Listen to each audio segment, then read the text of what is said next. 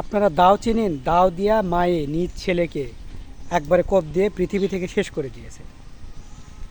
মা এত সন্তানকে বড় করার পর যখন রামদা বলেন, দাও বলেন, যখন নিজ সন্তানকে কোপ দিয়ে শেষ করে দেয় কলিজার টুকরাকে, বুঝতে হবে সেই মায়ের বুকে কত যন্ত্রণা, কত আঘাত। আমি আদালতের কাছে একটাই আবেদন করব, এই মাকে যেন সসম্মানে ছেড়ে দেওয়া হয়। মূলত তার ছেলে নেশা করে মাকে মারধর করে, বাড়িতে অশান্তি করে, সিনক্রিয়েট তৈরি করে। ইভেন কি নেশাখোরদের এমন অবস্থা, যাদেরকে আপনি যতই বোঝান না কেন, ওরা কিন্তু কখনো এটা মানবে না। বাংলাদেশের এমন কোনো জায়গা নাই যে জায়গায় নেশা করে না। হ্যাঁ, নেশা করার মধ্যে যদি একটা জায়গা খুঁজে পাবেন, সেটা হলো কওমি মাদ্রাসা যারা হুজুররা, এদের মধ্যে নেশার প্রবণতা দেখা যায় না। বা যে কওমি মাদ্রাসা যেগুলো রয়েছে, আপনারা সরে জমিন তদন্ত করেন, আপনারা দেখেন যে নেশার ক্ষেত্রে কারা এগিয়ে বা কারা নেই।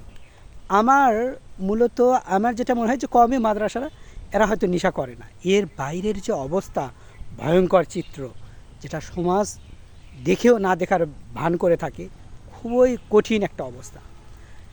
নেশাখোরদের কারণে কত মানুষের প্রাণ চলে যায়। মূলত এই মাকে সে মেরে ফেলতো। তাকে যদি মায়ে না মারতো তাহলে সে মাকে মেরে ফেলতো। তাহলে এই যে একটা ফুটন্ত ফুল বেড়ে উঠতেছে ভয়ঙ্করভাবে কারো প্রাণ কেড়ে নেওয়ার জন্য, যে মা 10 মাস 10 দিন গর্ভ ধারণ করে সেই মাকে লাথি দেয়, মেরে ফেলতে চায়।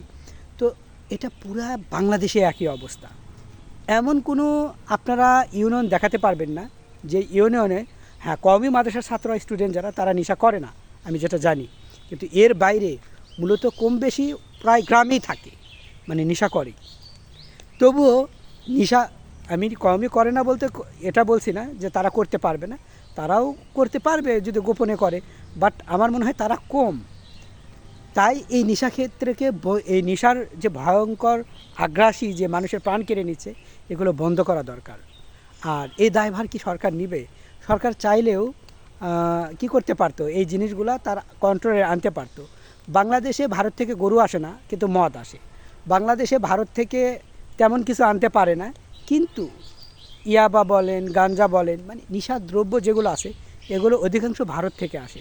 আর মূলত এই নেশার যে কারখানা বলেন, এগুলো হলো মাজার যেগুলো টাইপ থাকে, মাজারে ল্যাংটা সুলামান বাবা, শাহ আলী মাজার, মানে এই টাইপের যে মাজার আছে, এগুলো হলো এক একটা কারখানা। এখন কেউ বললেও এটা সত্য, না বললেও এটাই সত্য।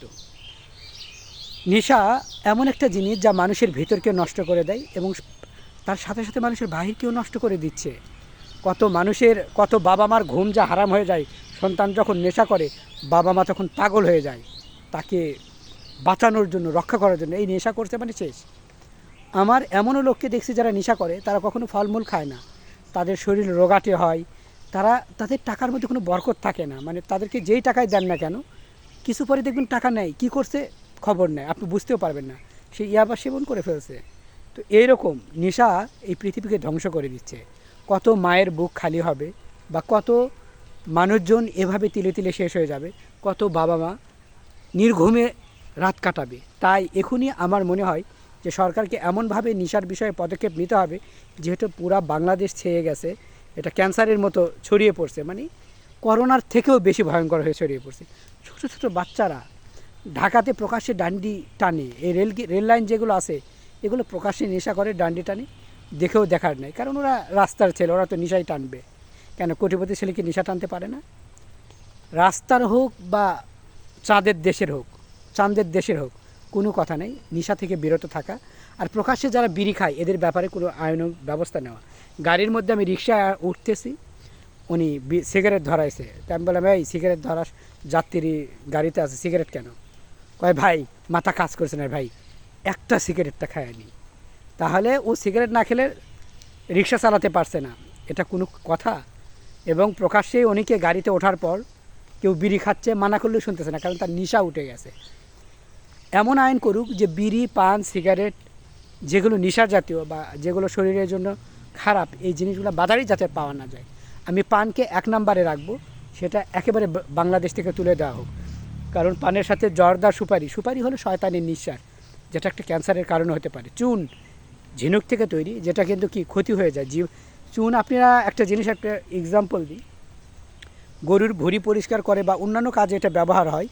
এটা কী পরিমাণ গরম, জিভাত দিলে জিভা পুড়ে যায়, এটাও কিন্তু অনেক বড় ধরনের ক্ষতি বয়ে আনে। তাই আমার মতে পান, সিগারেট, বিড়ি এই টাইপের যেগুলো আছে এগুলো একেবারেই বন্ধ করা, পাশাপাশি কোনো নেশা যাতে বাংলাদেশে প্রবেশই করতে না পারে। তোমরা ভারত থেকে গরু আনতে পারো না, আর নেশা আনতে পারো। গরু আনলে আটকে দাও আর নেশা আনলে ছেড়ে দাও, এর মানেটা কী? কারণ সীমান্ত এলাকায় প্রচুর পরিমাণে নেশা বাংলাদেশে, নতুবা এতগুলা নেশা কীভাবে, কোথা থেকে আসে? যদি প্রশ্ন করি, উত্তর কিন্তু আপনারা দিতে পারবেন না। তাই এখনই আমাদের সজাগ হওয়া, আমাদের সন্তানদের আমাদেরই বাঁচাতে হবে। সরকার যেহেতু, আমি বাঁচাতে চাইলে পারবো না, কারণ আমাকে গেলে আমার দ্বারা এটা সম্ভব না। কীভাবে আমি সর্বোপরি কাউকে নিষেধ করতে পারি, তুমি এ কাজ করো না, কিন্তু আমি তার গায়ে হাত তুলতে পারি না। আইন নিজের হাতে তুলে নেওয়া নিষেধ। তো আইন যারা প্রয়োগ করে, সরকার প্রধান, তাকেই এই ব্যবস্থা নিতে হবে।